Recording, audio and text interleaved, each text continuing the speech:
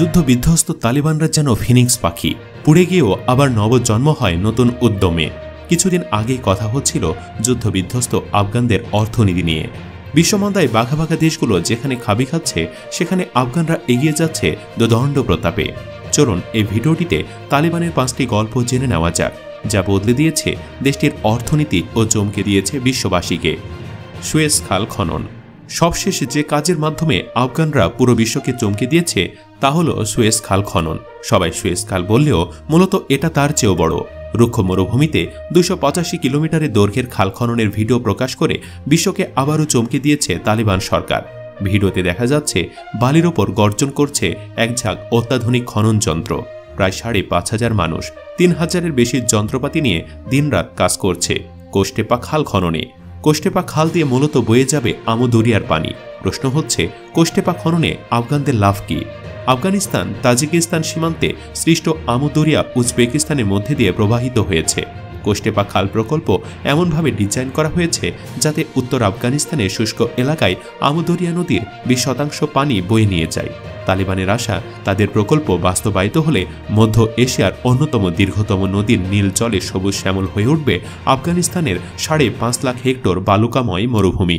কোস্টেপা খালটিকে জোজনন প্রদেশের বিভিন্ন গ্রামের জন্য গেম চেঞ্জার বা দিন বদলে পালা হিসাবে বলা হচ্ছে। দেশের অন্যান্য জায়গার মতো এখানকার বাসিন্দারাও ক্রমবর্ধমান খাদ্য ঘাটতি, 4 দশকের যুদ্ধ, টানা 3 মৌসুমে তীব্র খরায় ক্ষতিগ্রস্ত হয়েছে। আফগানিস্তান জুড়ে গড় তাপমাত্রা গত 70 বছর ধরে 1.8 ডিগ্রি সেলসিয়াস বেড়েছে। খাল খনন শেষ হলে এর মাধ্যমে মরুভূমিতে সেচ দেওয়া সম্ভব হবে এবং চাষের আওতায় আসবে প্রায় 5.5 লাখ হেক্টর জমি। এছাড়া আফগানিস্তানের আবাদযোগ্য জমির পরিমাণ 1/3 বেড়ে যাবে। প্রকল্পটি বাস্তবায়িত হলে খাদ্য উৎপাদনে স্বয়ংসম্পূর্ণ হবে সংকটের চরম সীমায় থাকা আফগানিস্তান। 285 কিলোমিটার দৈর্ঘ্যের প্রকল্পটি বাস্তবায়ন করতে আফগানদের গুনতে হবে $9.10 কোটি। এই বিশাল পরিমাণ অর্থ যোগানে কোনো বিদেশি সাহায্য পাচ্ছে না তালেবান সরকার। সম্পূর্ণ নিজস্ব অর্থায়নে খনন হবে কোস্টেপা খাল। ইতিমধ্যে 10 মাসের 100 কিলোমিটারের বেশি খাল খনন করা হয়েছে। এই প্রথম 8 মাসে খালটি খনন করতে আফগানিস্তানের খরচ হয়েছে অভ্যন্তরীণ রাজস্বের 8%। কোস্টেপা খাল খনন প্রকল্পটি অবশ্য নতুন নয়। উত্তর আফগানিস্তানে একটি খাল খননের পরিকল্পনা কয়েক দশক ধরে আলোচনায় ছিল। তবে তালেবান প্রশাসনের হাতে প্রকল্পটির অগ্রগতি অসাধারণ। এখন দেখার বিষয় এই মেগা প্রকল্পটি কতটা প্রত্যাশা পূরণে সক্ষম হয়। আফিম চাষ নিষিদ্ধ। তালেবানের সর্বোচ্চ নেতা 2022 সালের এপ্রিলে মাদকের চাষ নিষিদ্ধ করেছিল। এর আগে 2000 সালে ক্ষমতায় থাকাকালে তালেবান আফিম চাষ নিষিদ্ধ ঘোষণা করে। আফিম চাষকে অন ইসলামিক বা হারাম আখ্যা দিয়ে তৎকালীন তালেবান নেতা মোল্লা মোহাম্মদ ওমর বলেছিলেন, কেউ পপি বীজ রোপণ করলে তাকে কঠোর শাস্তি দেওয়া হবে। তবে বিশেষজ্ঞরা ধারণা করছেন তারা আন্তর্জাতিক স্বীকৃতি ও তহবিল পাওয়ার কৌশল হিসাবে উদ্যোগ নিয়েছিল, কিন্তু বর্তমানে এটি ভুল প্রমাণিত হয়েছে। অনেকের ধারণা ছিল আফিম চাষ বন্ধ করায় তারা আরও না খেয়ে মরবে। তবে এখন প্রমাণিত হচ্ছে রিজিকের মালিক একমাত্র আল্লাহ তাআলা। একসময় আফগানিস্তানের হেলমান্দ প্রদেশে ঐতিহ্যগতভাবে দেশের অর্ধেকেরও বেশি আফিম চাষ হতো, কিন্তু তালেবান নিষেধাজ্ঞার পর আফিম চাষ ব্যাপকভাবে কমে গেছে। এখন গমকেও বিকল্প হিসাবে ধরা হচ্ছে। পপি চাষে পতনের ফলে একই অঞ্চলে গম চাষ বৃদ্ধি পেয়েছে, কিন্তু লাভের পরিমাণ কম হওয়ায় দরিদ্র কৃষকদের এটি গ্রহণ করার সম্ভাবনা ক্ষীণ বলে মনে হয়। এ কারণে কৃষকরা এখন ডালিম উৎপাদনে ঝুঁকছে। আফগানিস্তান ডালিম বা আনার উৎপাদন ও রপ্তানি শীর্ষ দেশগুলোর মধ্যে রয়েছে। দেশটিতে প্রচুর পরিমাণ ডালিম চাষ হয়। তবে এতদিন সাধারণ ফল হিসাবে ডালিম রপ্তানি হলেও এখন সেটি পানীয় আকারে রপ্তানি হচ্ছে। বিভিন্ন পানীয় তৈরি। সাম্প্রতিক সময়ে একের পর এক স্বাস্থ্যকর পানীয় তৈরি করে চমকে দিচ্ছে আফগানিস্তান। বিশেষ করে পামির কোলার সাফা নামের পানীয়টি বিশ্বজুড়ে হইচই ফেলে দিয়েছে। এটিকে বিশ্বের সবচেয়ে বেশি বিক্রয়যোগ্য কোকাকোলার বিকল্প এবং স্বাস্থ্যকর পানীয় হিসাবে ভাবা হচ্ছে। পামির কোলা সাফা ড্রিঙ্কস দিন দিন জনপ্রিয় হয়ে উঠেছে এর স্বাদ এবং মানের কারণে। বর্তমানে কোকাকোলা পেপসির চেয়ে এটি বেশি বিক্রিত কোমল পানীয় বলে ভাবা হচ্ছে। এমনটি হলে এটি মুসলিম বিশ্বের জন্য গর্বের একটি বিষয় হবে। আমরা জানি পামির কোলার পণ্যগুলো ডালিমের রস দিয়ে তৈরি। আফগান কৃষকদের মতে ডালিম হলো সবচেয়ে লাভজনক ফসল।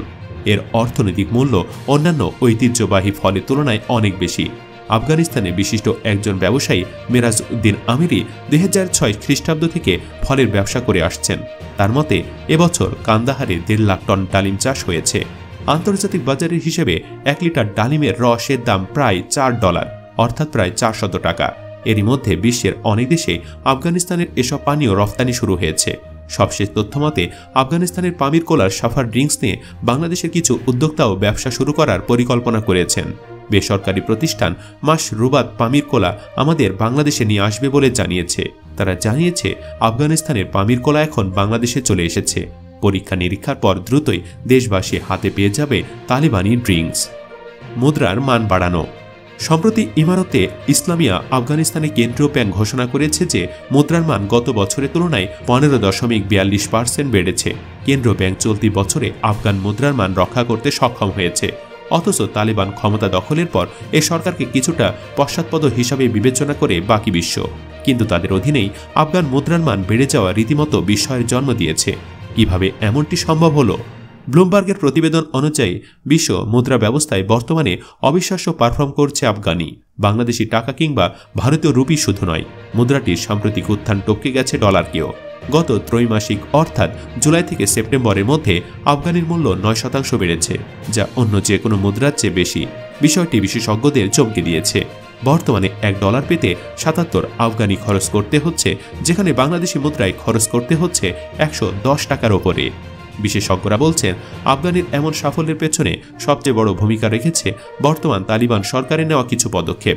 সম্প্রতি দেশটির স্থানীয় লেনদেনে ডলার ও পাকিস্তানি রুপির ব্যবহার বন্ধের পাশাপাশি দেশ থেকে বাহিরে ডলার নিয়ে যাওয়ার ওপর কড়াকড়ি আরোপ করা হয়।